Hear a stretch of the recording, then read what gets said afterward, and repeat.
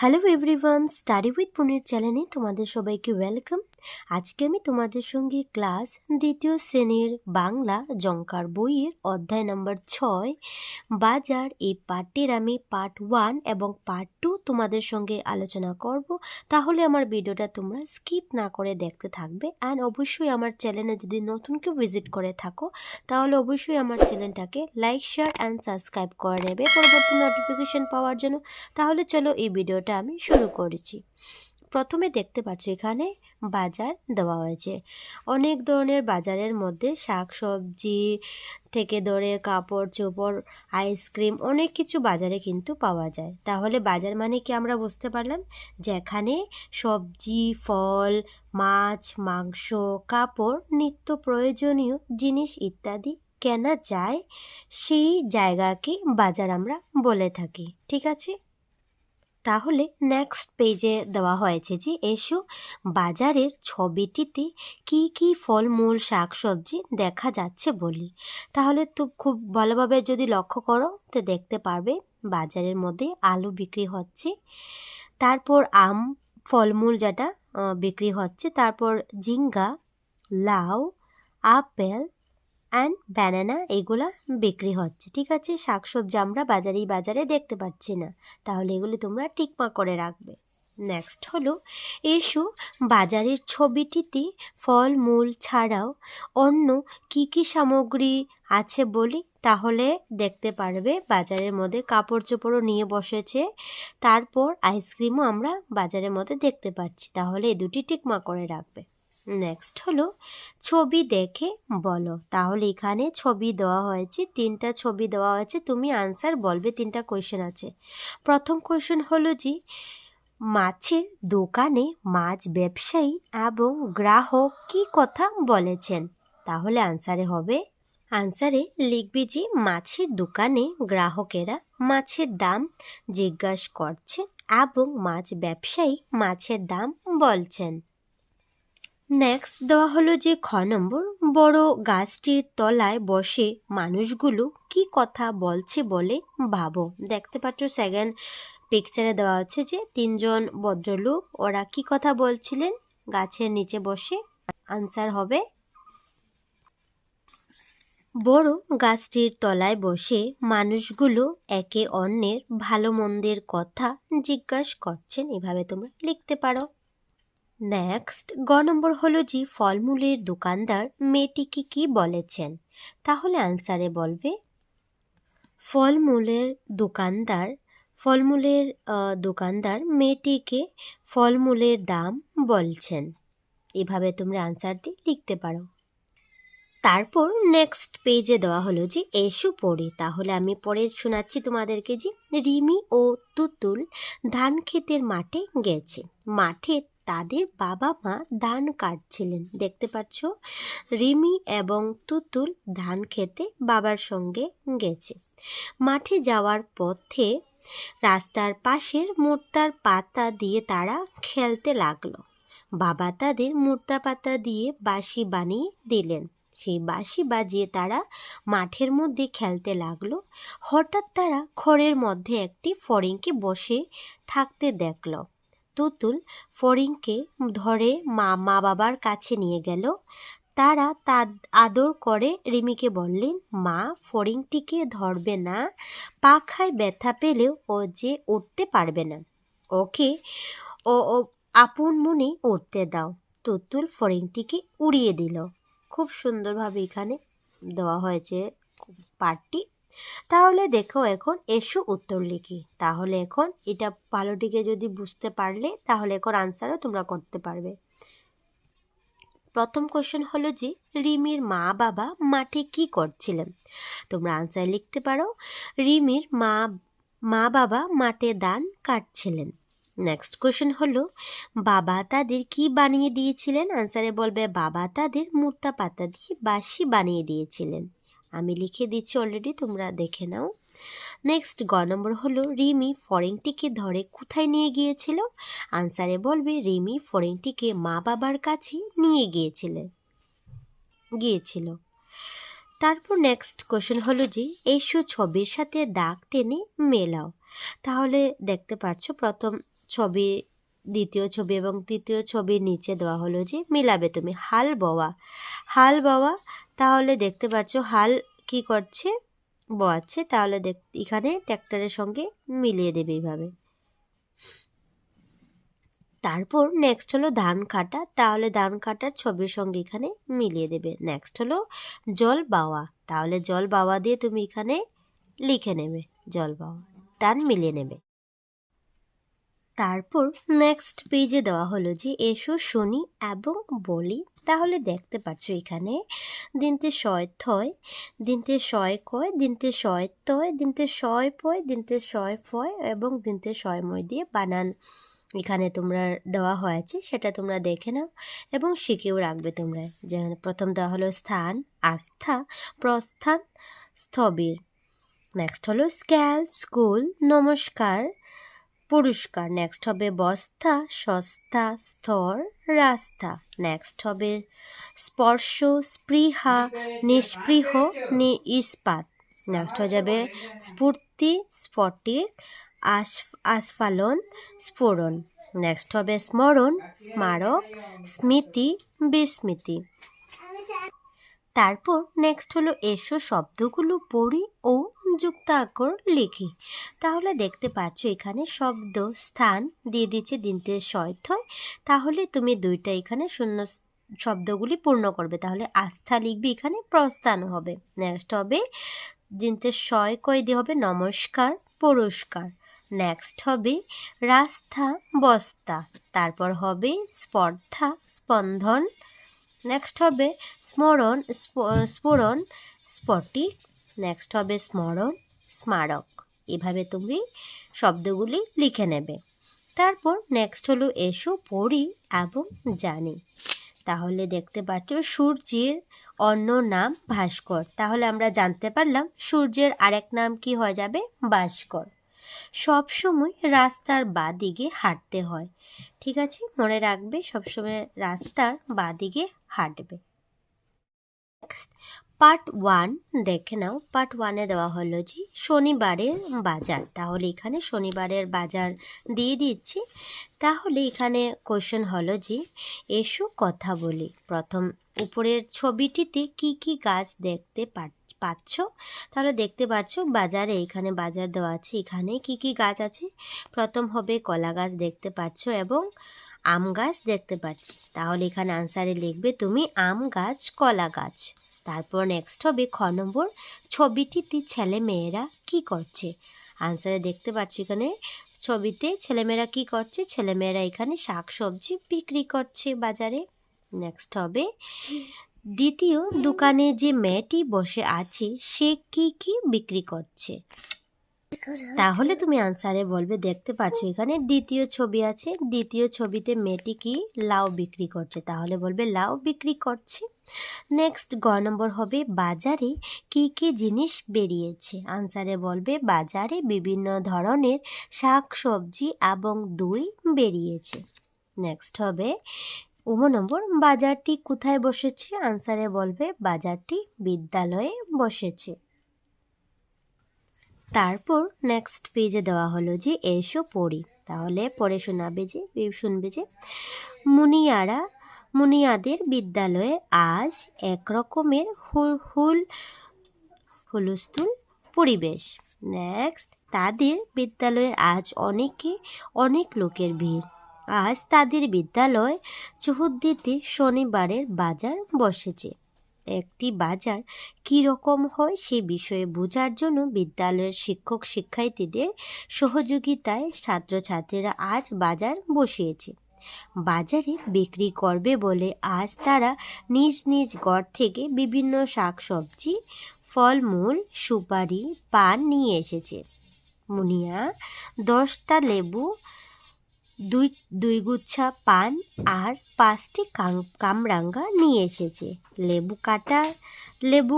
লেবু কটা সে 5 টাকায় বিক্রি করলো।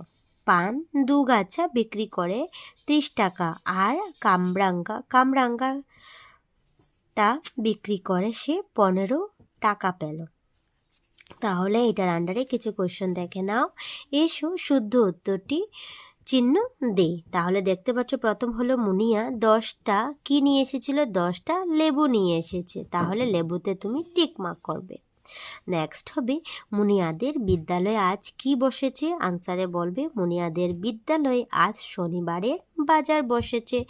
এভাবে তোমরা আনসার লিখতে পারো। নেক্সট হবে মুনিয়া কি কি বিক্রি করলো, আনসারে বলবে মুনিয়া 10টি লেবু, 2 গুচ্ছা পান আর 5টি কামরাঙ্গা বিক্রি করলো।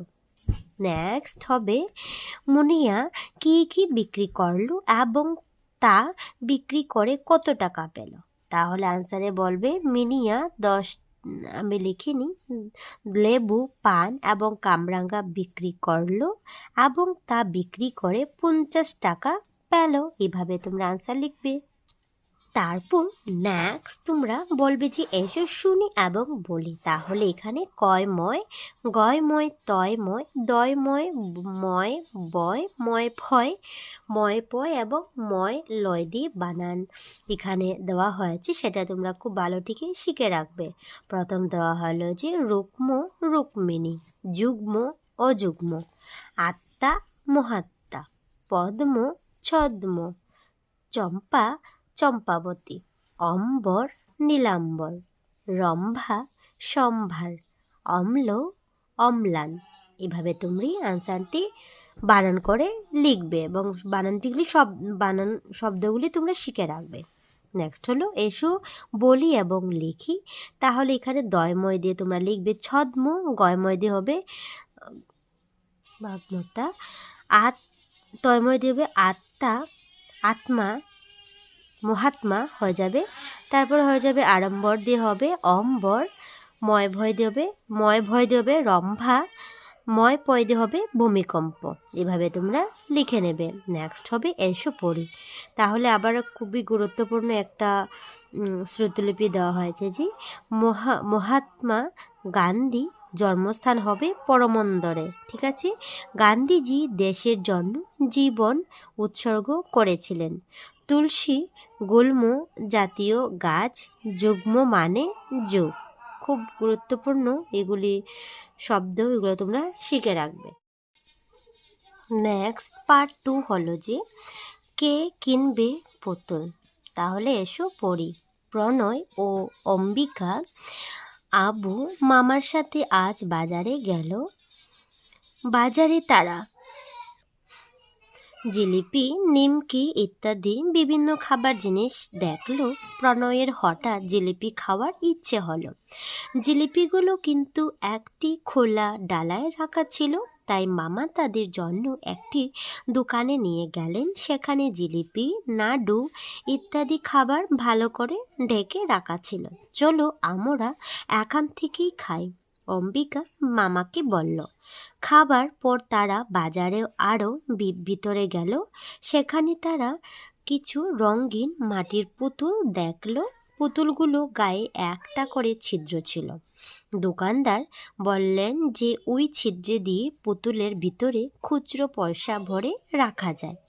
মামা তাদের পুতুল কিনে দিলেন। তিনি তাদের বললেন, এই পুতুলগুলোতে তোমরা পয়সা জমা করবে। সামনে বছর পুজোতে ওই পয়সা দিয়ে আমরা অনেক সুন্দর সুন্দর গল্পের বইও পুতুল কিনব। তাহলে এখানে এসো শুদ্ধ উত্তর চিহ্ন দেই। তাহলে প্রথম কোশ্চেন হলো যে ক, প্রণয়ের হঠাৎ কি খাওয়ার ইচ্ছে হলো। তাহলে অপশন নাম্বার 1 হয়ে যাবে জিলিপি, শুদ্ধ চিহ্ন দিয়ে দেবে। নেক্সট হবে নেক্সট খ, পুতুলের ভিতরে পয়সা জমা রাখতে কি বলেছিল। তাহলে আনসারে বলবে অমল মামা বলেছিল। নেক্সট হয়ে যাবে প্রণয় এবং অম্বিকা আবু মামার সাথে কোথায় গিয়েছিল। আনসারে হবে শুদ্ধ চিহ্ন বাজারে গিয়েছিল। নেক্সট কোশ্চেন এখন দেখে নাও, এসো উত্তর লিখি। ক হলো তোমরা খুচরো পয়সা কোথায় জমা করো। আনসারে তুমি লিখতে পারো আমি খুচরো পয়সা মাটির ঘটে জমা করি। নেক্সট হয়ে যাবে খ নম্বর, জমানো পয়সা দিয়ে আমরা কি কি করতে পারি। আনসারে লিখতে পারবে জমানো পয়সা দিয়ে আমি গল্পের বই, পুতুল ও কাপড় কিনতে পারি। তারপর নেক্সট হলো এসো পড়ি। অমল টক খেতে ভালোবাসে, মা তাকে টক বেশি করতে খেতে বারণ করেন। একদিন দুপুরবেলা সবাই শুয়েছিল, অমল চুপচাপ উঠে পড়ল। একটু নুন হাতে নিয়ে সে আম গাছে নিচে গেল, সেখানে বসে সে মন ভরে আম খেলো। রাতে ভাত খেতে বসে তার দাঁত শিরশির করে উঠল। সে ভাত খেতে পারল না। তখন সে বুঝতে পারল কেন মা তাকে বেশি টক খেতে নিষেধ করলেন। তাহলে এখানে নেক্সট হলো যে এসো জ্যোতি চিহ্নের ব্যবহার জানে। জ্যোতি চিহ্ন মিন্স দাড়ি, কমা এবং কোশ্চেন প্রশ্নবোধককে আমরা জ্যোতি চিহ্ন বলতে পারি। কমা সবচেয়ে কম সময়ে বিরতির জন্য বাক্যের মাঝখানে কমা ব্যবহার করা হয়। ইম্পর্টেন্ট, খুব শর্ট কোয়েশ্চেন, এখানে তোমরা ভালোটিকে পড়বে। নেক্সট হলো দাড়ি আমরা কোন সময় ব্যবহার করি? কোনো একটি বাক্য সম্পূর্ণ হওয়ার পর দাড়ি ব্যবহার করা হয়। নেক্সট হয়ে যাবে প্রশ্নবোধক। প্রশ্নবোধক চিহ্ন কোন সময় ব্যবহার করা হয়? প্রশ্ন করতে প্রশ্নবোধক বাক্যের শেষে প্রশ্নবোধক চিহ্ন ব্যবহার করা হয়। ঠিক আছে, এসো সঠিক জায়গায় জ্যোতি বিরাম চিহ্ন বসাই। তাহলে জ্যোতি বিরাম বুঝতে পারছো, এখানে কমা দাঁড়িয়ে দিয়ে দিচ্ছে, তুমি এখানে কোথায় বসাবে? প্রথম হবে যে আজ পুকুরের মাছ রান্না হয়েছে, এখানে তুমি দাঁড়িয়ে দেবে। ঠিক আছে, পুকুরটিতে জল উপচে পড়েছে, দাড়ি। তারপরে খলসে মোরলা পুঁটি মাছে, কমা দেবে, এখানে পুঁটি মাছটি ভরে আছে, দাড়ি। ইন্দু তার বাবাকে মাছগুলো খেতে দিল, তাহলে এখানে শেষে দাড়ি দিয়ে দেবে। তারপর নেক্সট পেজ হলো যে পড়ো।